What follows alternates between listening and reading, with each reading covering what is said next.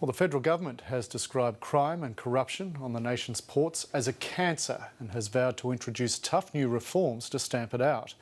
But one of the proposals to ban waterfront workers who are suspected of illegal activity has been widely condemned. The government says its intelligence paints a damning picture of the extent of organised crime on Australia's waterfront.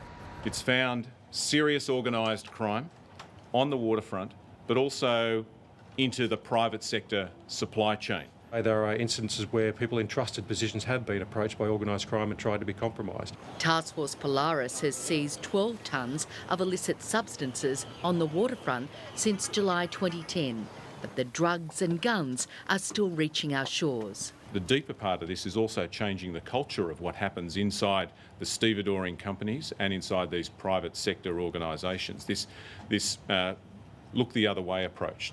As part of new reforms, it will be mandatory to report suspicious behaviour on the nation's wharves, and suspicion alone will be grounds to strip a worker of security clearance to work on the waterfront. It is something that will allow us to remove people from that environment quickly, rather than waiting 2 years for perhaps a court trial to actually be completed if we see that necessary. An attack on civil rights, according to unions and the ports. Lives are shattered and destroyed. We're not going to be a part of any Mickey Mouse approach to law enforcement in this country. Certainly that's an issue that we're concerned about and should be concerned about. In the past 2 years, Joint Task Force investigators have arrested 16 people and laid 77 charges as part of a crackdown on organised crime on the waterfront. Yet only one of those people arrested was a waterfront worker. The opposition says the government has been dragging its feet on tough reforms. That guns, that drugs are coming into the country and some urgent action is needed.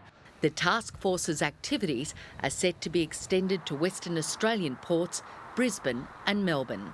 Philippa McDonald, ABC News, Sydney.